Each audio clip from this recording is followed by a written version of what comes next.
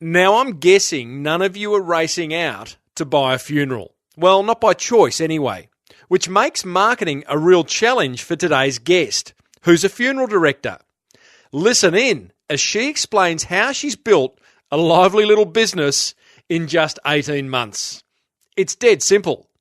Oh, that's 2 dad jokes already. Well, I said, welcome to a small business marketing show where successful small business owners share their souls to take your marketing straight to the lead. Now, here's your host, Mr. Timbo Reid. Welcome back, listeners, to another episode of Australia's #1 marketing show. I am your host, Timbo Reid, but you, right there, walking the dog, driving to work, doing something you love, I hope, are a motivated small business owner ready to crank out some great marketing. And that is what we do on this show. That's why this show exists. And boy, oh boy, have we got a big show for you today. But before I tell you what we're going to cover, what about that intro?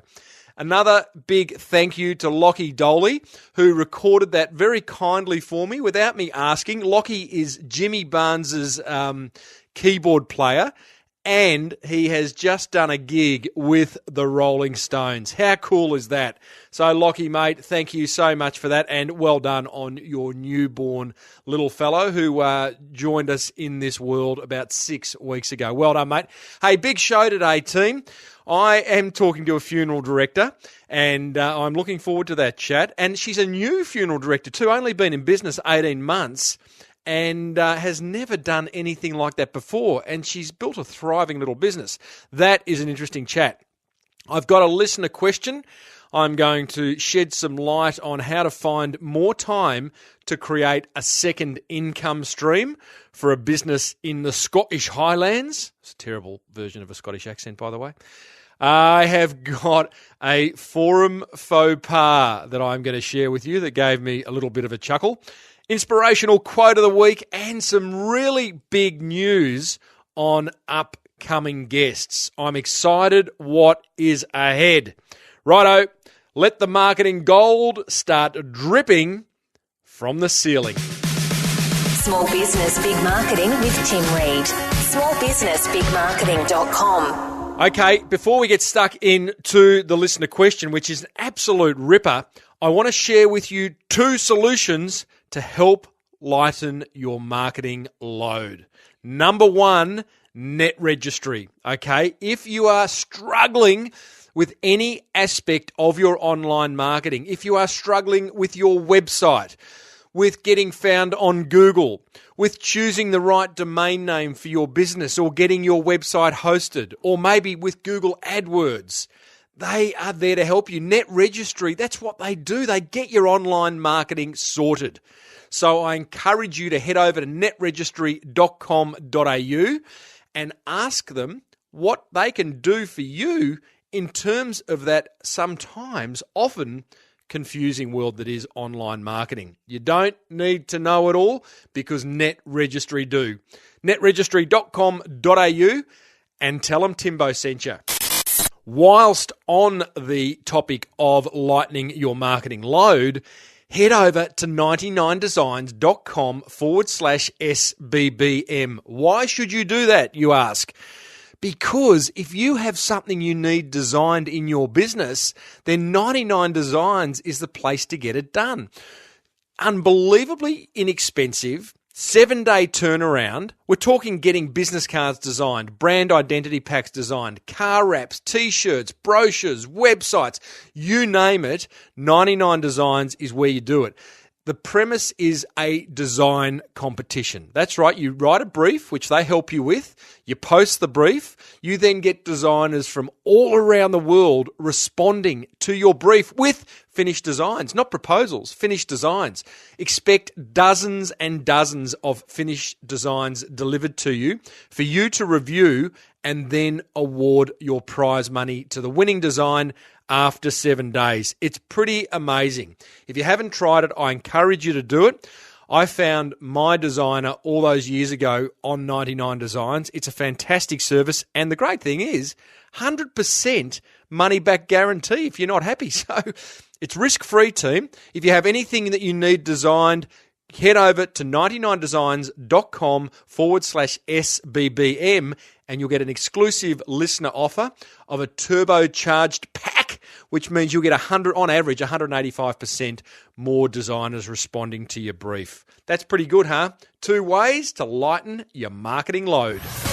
Small Business, Big Marketing with Tim Reid. Okay, now long-time listener, Peter McIntosh, has sent in a question. It goes like this. He says, "Hello, Timbo. We've exchanged emails before, and I love your show. There isn't anything else quite like it." Thank you, Peter. And we have. I recall your business, a lovely little guest house. I'm picturing up in the Scottish Highlands, the hills. I imagine it's cold and bleak, but you've got a warm log fire going. That's what how I picture it. Pete says, "I have a question that is maybe worth asking a few entrepreneurs, as I'm sure everyone has different answers, and I'm sure many others are wondering the same thing. My wife and I run a guest house in Scotland, and I seem to be busy all the time, as I'm sure all small business owners are." Well, that's certainly the truth. Although I could argue it's a bit of a limiting belief. Are we busy on the right things? But we'll come to that. He goes on to say, "But I am very keen to start an additional business or income stream." Nice, Pete. Like the way you're thinking, mate. "So how do I create the time to start up a second business? How do I detach myself from the original business? How have others done it? And what have they learned in the process? Or because I have been doing this for 8 years and have always pushed to improve the business, am I the kind that cannot take the next step and let my original business suffer? This is my biggest line of thought at the moment, and I thought I'd air it with you. Thanks, Timbo." Thank you, Peter. Mate, there's lots of questions there, but I like the way you're thinking. You're thinking long term, right?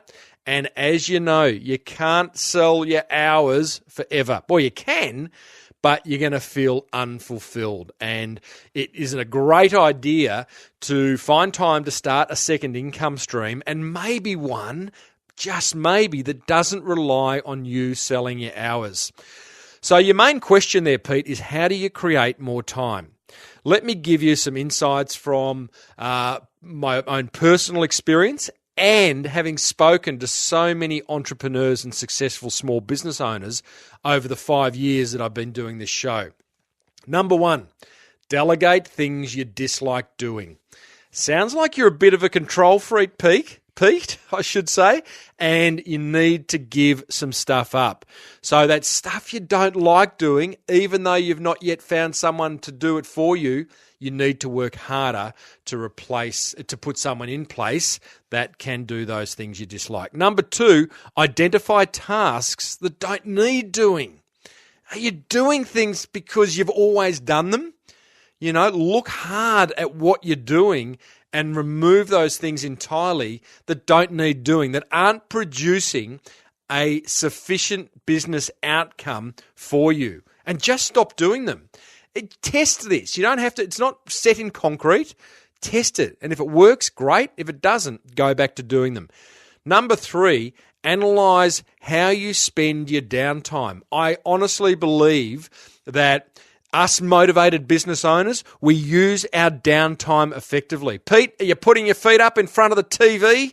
Which is okay. We've all got to find time to just do nothing, to switch off. But maybe there's some downtime time in your life where you could be allocating to building that second income stream. Got to work hard to make life a bit easier sometimes. Now, I have just put inside the Small Business Big Marketing Forum an exclusive members-only interview with Kate Christie from Time Stylers, a business that she promises to find you 30 hours extra per month using her 5-step process. Hey, listen to this, a little synopsis.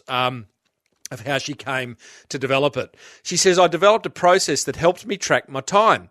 Next, I identified a series of simple, smart, and most importantly to me, sustainable solutions to manage my time smarter. After tracking my changes over a period of 90 days, I was ecstatic to have gained back 30 hours a month, which I've been able to sustain.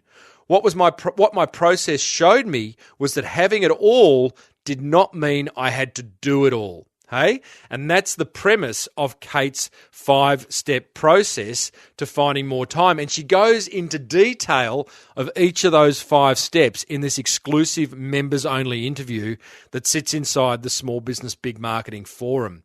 Now, and you can find that by going to a new domain, guys. I haven't shared this one before. It'll redirect you straight to the forum page. Go to crankmymarketing.com and that'll take you to the forum page where you can become a member real quick. Now, Pete, if you do find that extra time, some ideas for you to generate the extra income, look into affiliate marketing. And that's where you sell someone else's product online and generate a commission. So find some products that do offer affiliate commission and that are of interest to you, and you may well have some success. There's lots of great teachings on affiliate marketing online. Just Google it. You could start a podcast, Pete, on your local area. I reckon you know a lot about your local area, and you could well get some tourism sponsors, tourism operators to sponsor that show. Or you could start a forum for other guest house owners to kind of come together like I have with the Small Business Big Marketing Forum, develop that community where people can hang out, share their experiences, ask questions, and you could do that as well, Pete. Hey, Pete, thanks for your question, mate, and I wish you all the luck, and do report back if you make some breakthroughs in finding that extra time to develop a second income. Okay, now, speaking of the forum, I made the funniest faux pas yesterday. I had a new member join, and when a new member joins, the first thing they do is introduce themselves in a little section of the forum called the Welcome Mat. And Johnny Leary introduced himself, and I got in there and said, "Welcome, Johnny." He part of his introduction was that he kind of apologised for his website, that it wasn't up to scratch, which amazing how many people do that. Anyway, I said to Johnny, "G'day, Johnny, and welcome to the inner circle. I've always admired you blokes." He's a builder who can build large things that people live in. "Mate, I've seen worse websites." Well, one is what I wrote. What I meant to say was, "Well done." And Johnny wrote, "Geez, Tim, I know the website's crook, but I didn't think it was that bad." So it's funny. 1 letter difference, and it was a criticism and as opposed to a pat on the back. So, Johnny, mate, I want to officially apologise for that little faux pas. And I'm glad you saw the humour in it after I explained myself. Again, listeners, head over to crankmymarketing.com if you want to join us inside the inner circle, inside the Small Business Big Marketing Forum, and move your business forward with some really smart marketing.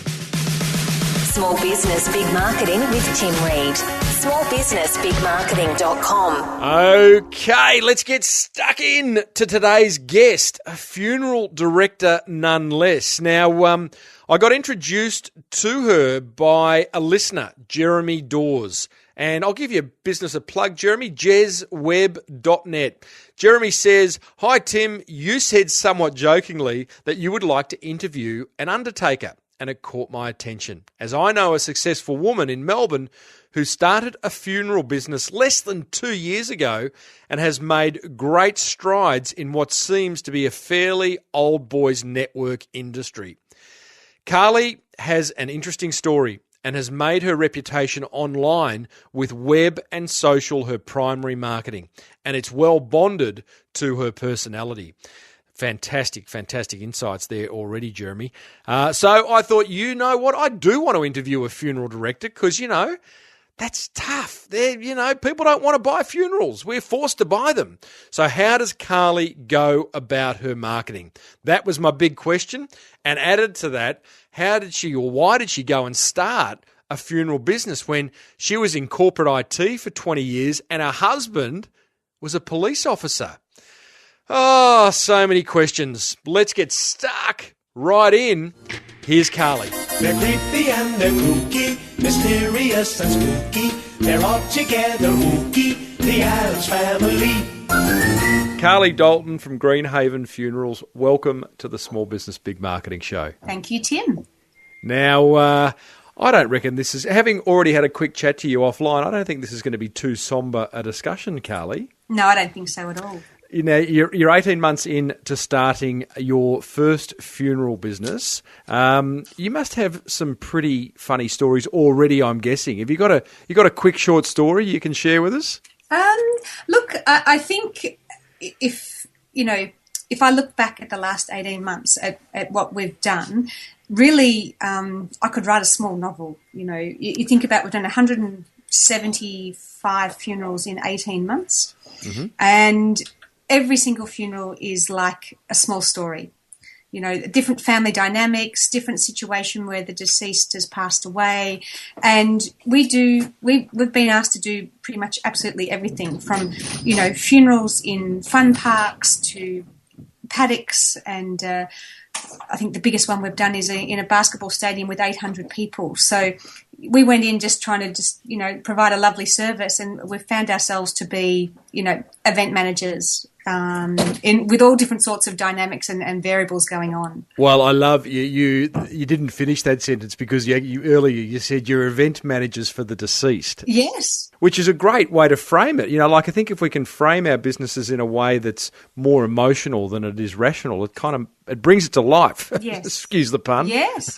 And look, you know, people, when my husband and I said we're going to start a funeral home, they said, "Oh my God, what are you thinking?" And I said, "Look, you know, I really believe that funeral service belongs with smaller business. It's a very, very you need a very personal service. The service needs to be very intimate and customised to the family and what they need, and it needs to reflect the life of the individual who's passed." So I really, you know, as much as I respect what the big corporate firms do, I don't know that they can provide the level of customised service that we can, and I know that we've become very famous for in a very short period of time. Well, I really want to find out how you did that. But before we do that, before we get into the marketing of funerals, yes. I'm really keen. You had a long background in corporate. Yes. Your husband is an ex-policeman. Yes. You both got fed up with the kind of working for the man way of life, I'm guessing. Yes. But you could have done, it might have been 3 or 4 things that you could have chosen to do. Why funerals? I had a very not short stint. I ran my own HR consulting business for 3 years prior to starting the funeral home. So I love the idea of working for myself, going out, developing relationships and networking, and, you know, really going out there and working very hard. And if I didn't obviously work hard and provide a good service, we didn't have any money and we can't pay the bills. So I think I got a taste for that. But I guess what I thought is what is there out there in terms of providing a service where people ring you because they really, really need you. They have a situation where they've got no idea what to do, and when you have someone pass away, many families find themselves in that situation. They have no idea. They're really stressed and upset, and they just need your help. And what we've found is, you know, we can help. You know, we know what to do. We can take away that stress, and we can get everything organised for them so they can celebrate their loved one's life. Okay. Yeah. So that kind of played into your strength, your passion of helping people when they're kind of under the pump, or, you know, not in the best of places, yes. the best of mind space. But you and hubby must have sat around the kitchen table. He's coming out of the police force and gone, yeah, it's funerals all the way. Did you look at the industry and go, it's under-marketed or over-marketed, or it's a boys' club and there's a gap for us? What did that conversation sound like? Well, I think I was probably the one who came up with the idea and said, I think, you know, I would like to run a funeral home or open a funeral home. And my husband said, "Oh my God, what are you thinking?" And I said, look, I really think it's something we could add value to. And I said, your skills translate directly across dealing with people in crises, getting them calm, getting them focused on what to do next. I said, we're both problem solvers. So Tim was a problem solver in the police force. And in my role as a HR person, you're always solving problems with people who are, stressed out or, different situations. So we're both very good at problem solving and working with individuals in all different sorts of situations. So great, yeah, and it really just fits the whole work. I love every element of this work. Tim's when you just before you go on, yes. Cully, like you've just gone through, you've identified both of your skill sets, yes. and you've not even laterally thinking doesn't even come into it because you've just identified an industry that plays right into what you're good at. Yes. Different to IT, different to the police, but so many of the same things, strengths are required. So I've got to know then, you go, okay, funeral director it is. Yes. How do you start a funeral home?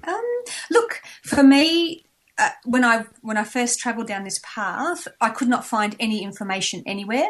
No one would speak to me. No one would let me know how this industry works. So I went to closed community. Absolutely closed. So there was a trade show on in Sydney, and I cashed in some frequent flyer points, and I flew up there, and I was like a kid in a lolly shop. I spent the whole day out there talking to all the suppliers, and I was telling everyone I'm going to open a funeral home, and they looked at me like I was a nut. Did they? Were they down on you, negative towards you, didn't want another one, or just thought you were crazy? I think they just thought I was quite peculiar. And, but I had all these show bags and all their business cards and brochures and catalogues and price lists. And I just said, look, it might take us a little while, but I'll be calling you, and asking for samples and whatever. And I remember meeting a business development manager of a major coffin manufacturer. And I said, I'm going to open a funeral home. And he said, yeah, right. That sounds like a great idea. Good luck with that. Sarcasm right there. Yeah. And the next thing he knew I was working in a branch of one of the bigger corporate funeral homes. And I said, hi, remember me? And he's like, oh, my God, you were serious. I said, yeah, no, I'm deadly serious, pardon the pun, but this is something I was very, focused on. And then the next time I called him, we'd opened GreenHaven, and I was asking for his catalogue and price list. And he thought, love it. Yeah. So just, I think it's not the sort of industry that welcomes you in, that's for sure, but it's would have been dead quiet, I guess. It was dead. Well, when we put the shingle out and said we do funerals, and we had a place to work from and everything, lined up, it was very quiet. But the phone started to ring after a week. We were really surprised.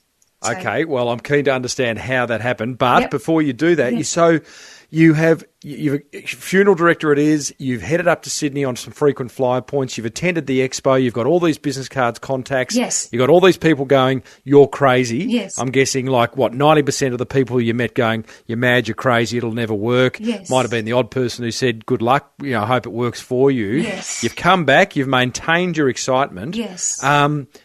Do you register a business name and hang a shingle out, or have you got to do some training of some sort? Yeah, well, I went off and did a certificate in funeral service operations. So I felt very strongly, and I guess given my background in HR and training, I think if you're going to follow a certain path, you need to undertake the training as well to ensure that technically you know what you're doing.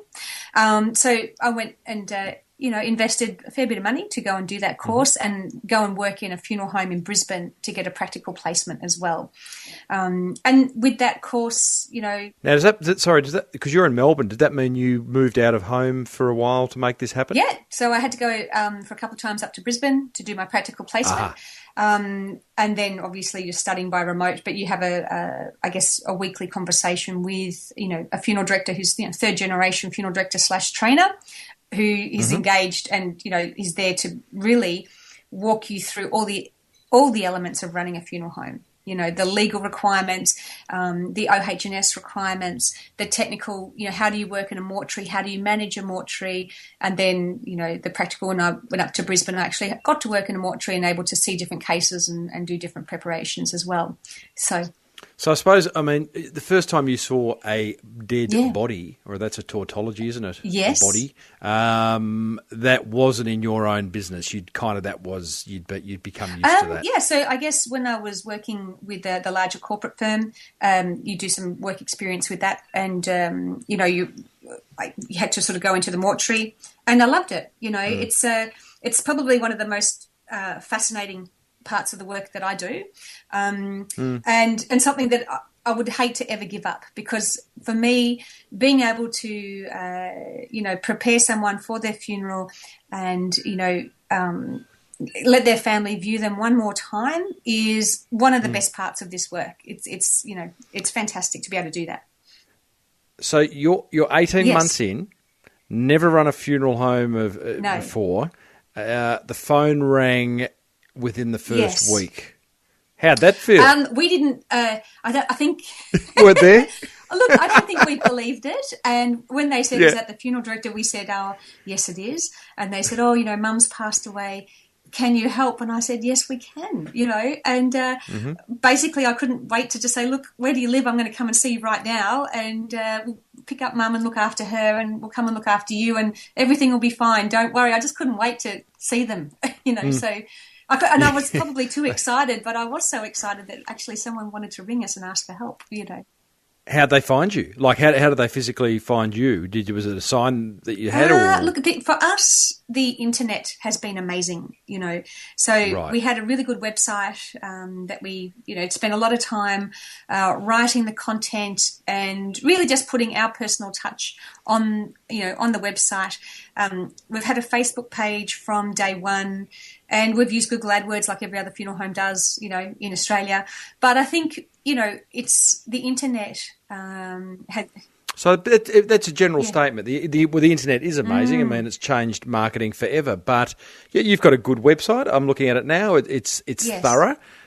What part of the internet has been so amazing for you? What have you? I'm not sure how. I don't want to geek my listeners out, but have you spent a lot of time on the back end with the metadata? Have you just created lots of amazing content? What part has been amazing? Look, I think, the website, the company that helped me to build the website, they spent a lot of time optimizing each page for keywords, that sort of thing. One thing that we've got onto very quickly was a business called Womo, Word of Mouth Online. And I guess you get a feel for when you've looked after a family, and if you think that they would like to share their experience using us as a funeral service providers, we've asked them would they write a referral or a testimonial. We can't put those testimonials on there. They have to do that themselves. So it's a third-party managed site. But for us, it's been amazing because families volunteer. They say, I want to write a recommendation, on your business and the service you provide. And they go there. We point them in the direction, say, look, this is what we use. And that comes up now higher than our website does sometimes, that page with the referrals. Wow. Now, you can't put testimonials on your site because is that an industry compliance thing? If you look on our website, it's got the widget where the Womos come through. I can't touch that. So if people want to write a bad review, a good review, whatever, they write it up there. But it's we just say, look, don't write it directly to us. Put it on this Word of Mouth Online website, and that'll come scrolling through our website. That's just how it's set up. But yeah, fantastic. Yeah. Do you have the opportunity to respond Absolutely, to those? And we do. Yeah, that's powerful. And it's been really good because it gives people confidence that even though we're a small operation, we really do care. We take the time to understand what they want in a celebration of life service, and we go out of our way to make everything exactly how they want. So, we don't do, thousands of funerals a year. And, we really, we're set up, we're only small, but the families that do come to us get the best of service and the best of care. So, and it's there, the testimonies are there, How have you gone about figuring out what your offer is? Because that you could say, well, that's a pretty obvious question. It's a funeral. People need, a coffin and a service and a venue, and there's certain boxes that need to be ticked. But What does I'm sure you offer this amazing personalised service which sets you apart, but what else kind of what does set you apart from what would be a very crowded marketplace? Look, I think we've got a bit of a focus on green and environmentally friendly style funerals. So we do offer a range in that area, and we find that that's becoming of interest to a larger part of the market. Okay. Really? Yeah. I don't know. I'll put my skeptic's hat on here. Hang on, I'll just get it. Yeah. Is it people really, really going, I want a green, whatever a green funeral is? Yeah. So really, I mean, if you talk green, all it is using a coffin or a shroud, a coffin made from sustainable natural materials, no glue, no varnish, combustible handles perhaps, or just all wood with, no chemicals or anything like that.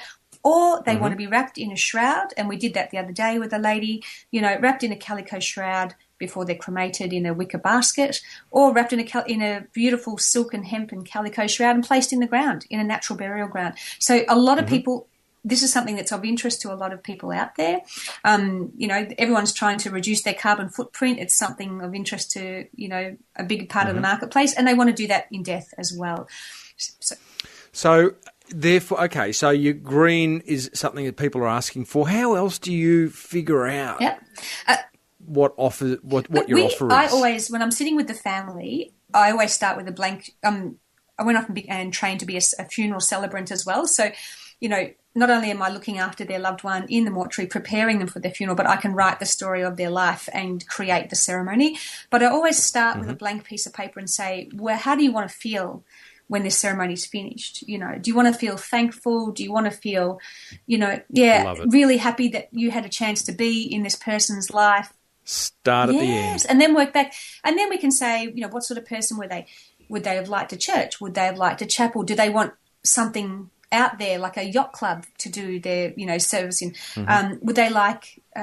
we've got about 25 different locations in Melbourne that we hire according to the family's needs and the personality of the individual. And we were out at Keilor at the Over Newton Castle the other day in their back sort of part of their garden, in amongst the trees. The sun was shining and it was an outdoor ceremony and it was just stunning. And this person loved nature and loved the garden. It was them, so right. We really... Yeah. I love the idea starting at the end and just figuring out what do you want to walk away with. I don't think enough business owners ask that, no matter what the industry. What does success look like to you? I think is such a great question, and then you go, okay, well, if that's what they're going to judge, if that's how they're going to judge us, then let's figure out what we need to do to get us there. Yeah. Great. Internet's been good, Carly. Facebook, social media. What else are you doing from a marketing point of view? Do you have to drop a load onto advertising or any kind of other because it's a local business? So letterbox drops or what? We haven't done anything like that. We don't have time. But I guess what else we've been doing is trying to we have identified who our main partners in the community are, and of course it's other healthcare providers, so palliative care, nursing homes, people caring for the aged, community health centres, and we've developed a training in grief, loss and bereavement. And, it's something that I've developed with a palliative care trainer, and she's a nurse and she trains palliative care workers. And so we've got something there. We invested a bit of money in it, but we deliver that training for free to any nursing home who wants it, any community centre, any RSL, anyone that would benefit from grief, loss, bereavement training, we offer that training. So we're more of a community partner rather than just someone who's there to look after, the deceased in people's family. We're there to help afterwards, so that they can maybe just work through their whatever they're feeling as well, You could sponsor the local bowls club because I reckon that's the game before. Yeah, we do that, and football clubs, and football clubs. They're just young blokes running around. Their families come and see them. Yeah, true. Oh wow! So, what would you, from a marketing budget point of view, what do you think you'd spend a year on? Well, you're only in your second year, aren't you? Well, I guess easily. Probably about at least 30,000, I would imagine. Yep. You know, if you think of Google AdWords and then some sponsorship money, and we've just done all the new signs on our new shop, you know, easily 30,000. You know, but I don't know. Yeah. Was real estate an important marketing strategy? Like, are you on a high street or are you on a back road? Well, we've only recently I guess leased an office and it's on a high. It is on a very busy road, but that's only been a recent thing for us. So we've had And has that changed? Has it increased inquiry? Well, we haven't been there long enough we've only been there a month, and this month probably, you know, out of the 16 funerals we've done, 15 have been referrals and 1 has been off the internet. So it's not a good month to say. Yeah. Yeah. Okay. Yeah. What do you do? Referrals. That's significant. Like 15 out of 16 have been referrals in the last month. So, what do you encourage referrals? Do you just let them happen? And what do you do for the referee, if anything? Look, I guess we don't really do a lot. I mean, if I look at who's referred us, we've had some palliative care centres giving out, they've asked for brochures and they're giving it out to their families. You know, we've had some hospitals who have, you know, with the children's units and that sort of thing, they've been giving out our brochures as well, because we do have a bit of a speciality and focus in babies and children's funerals. And then there's been a lot of families who've come back and we've started to look after. You know, we've done a funeral for one of their family members in the last 12 months and they've come back because someone else has passed away. Right. So the families have said, no, you're our funeral home and we're coming to you. We need your help again. So now, what keeps you up at night? You're 18 months in. I'm sure it sounds like it's been a pretty good journey so far, but is there anything where you're just going, oh, gee, you and hubby sit down at night time and get the shakes? Look, I think for me, it's like any small business owner, you like doing, well, I like doing everything in the business. There's not one thing I don't like doing, but I know if we're going to grow even a little bit bigger, I need to work out what I'm willing to let go of. And you a control freak? Well, probably you call it that, but but I genuinely like all the bits that go with this business. So, you know, it's very difficult. I'd love to. Well, I know I probably need to give away the mortuary care side of things and hire an embalmer or someone to work in the mortuary, but I just need to know they're going to do, a nicer job that I would do, and that the deceased people would go out looking and smelling beautiful and ready for their loved ones to see them, and so every bit is important, and I love doing all that, and I just got to not be so involved in everything. Are you employing now? We have some casuals who work with us, and they're wonderful, and they love the work as much as we do. But it's because the work is it fluctuates so much. You don't always have the work available every week to put on a full time, but we will get there at some point. Just out of interest, where do you buy a hearse? On the internet. There's a couple of websites that sell secondhand funeral equipment, and you just go there and they've got hearses for sale. And did you take a few hearses for a spin before you decided on the one you've got? I did. I absolutely did. Yes. And our hearse is fantastic. He's a country funeral director's hearse, and his name is Jenkins because he's like a butler. He's always in service, and he's just fantastic. He's so good. Lots of leg room in the back. I'm sure you could lie down, I suppose. You could if you wanted to. If you had the inclination or the desire to, you absolutely could. But he's great, and we do most of our own transfers. We've got a company that helps us out if we're on a funeral and someone passes and we need to, transfer them and bring them into our care. We've got another company that helps us, and they're just gorgeous, and we love it that they're part of our team because the families love them as well, Have you been back to that expo in Sydney where all the naysayers were to just kind of hand out your card? Well, it was actually last weekend and I just couldn't go because we were too busy. Too busy. Oh, I love it. I would have sent someone up. I know. But yeah, I think I've run out of leave passes because we've done a fair amount of travelling around a little bit just with, I'm part of the Independent Funeral Directors Association now. So, it's I can only spend so much time away leaving the husband to run everything. Is that association, is that a mandatory thing, or have you chosen to, what are you, sitting on the board of it? I'm the Victorian State Rep. And is that a good business move? I think I'm the type of person that, I'm very, very training focused, very professional development focused anyway. And really, for me, being part of this means that I can contribute some of my skills in training and professional development to this industry and trying to promote a bit of a culture within the small funeral homes within Victoria, a way of working together and just sharing our knowledge.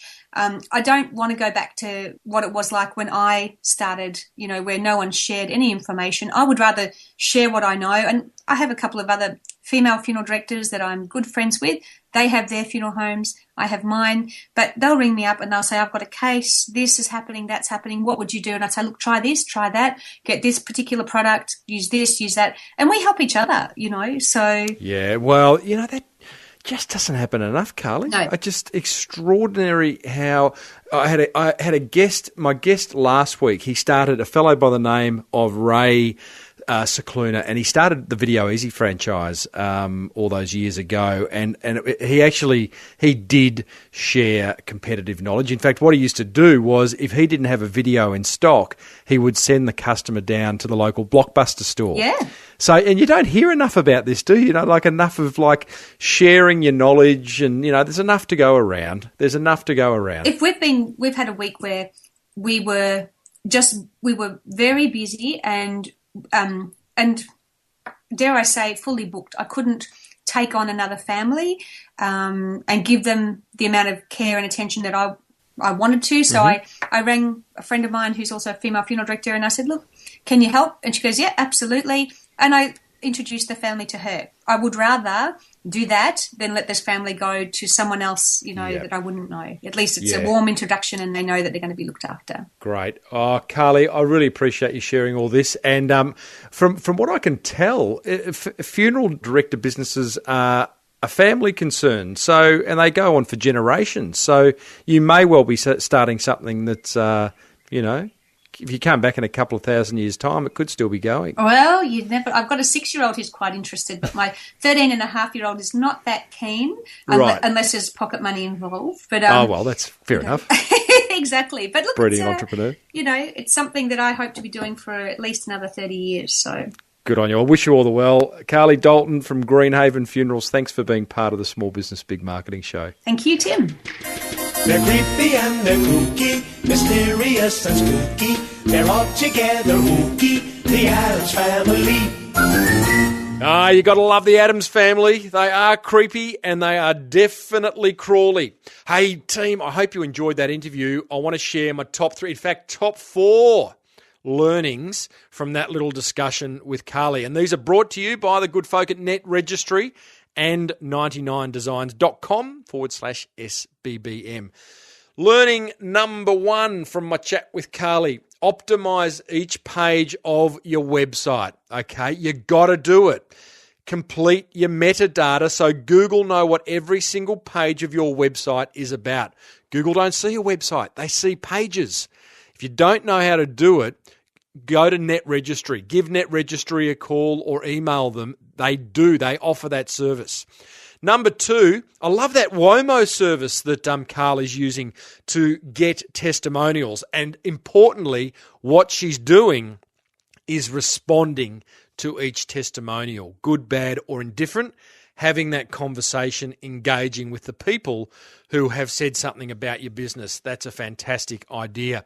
And if you look at Carly's website, greenhavenfunerals.com.au, you'll see that feed coming from Womo with all the testimonials on it. Tip number 3, help your competitors out. Hey, that's kind of, that's a weird one, but I like that. Help your competitors out. If you've got overflow, bump them off to your competitors. Hey, that's some of you might struggle getting your head around that, but it can only come back. I was going to say it won't bite you on the bum. It'll only come back and do good things for you in the future. Bit of woo-woo there. And number 4, be opportunistic.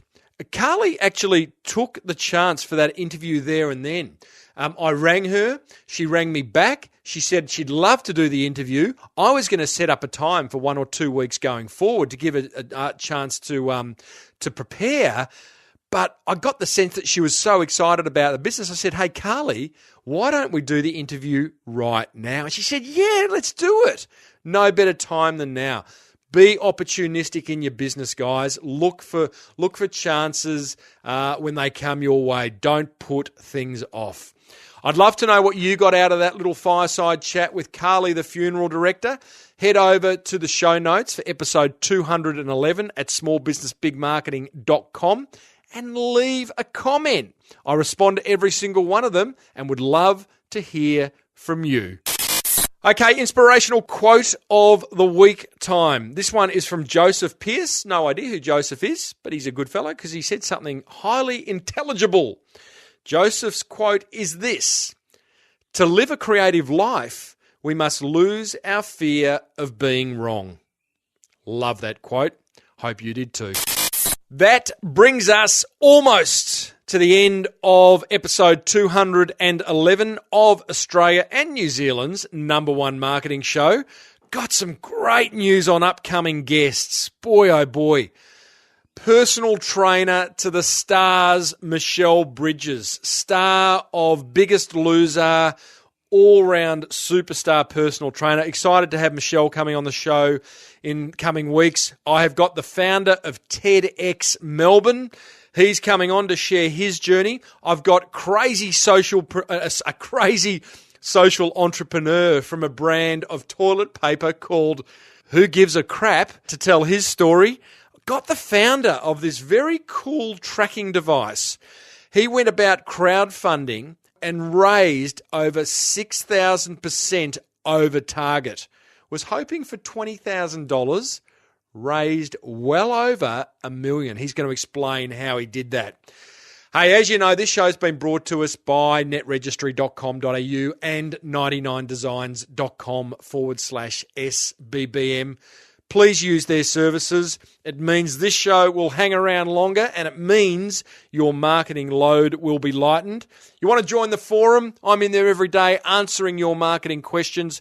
Head over to crankmymarketing.com. Until then, may your marketing be the best marketing. Bye for now.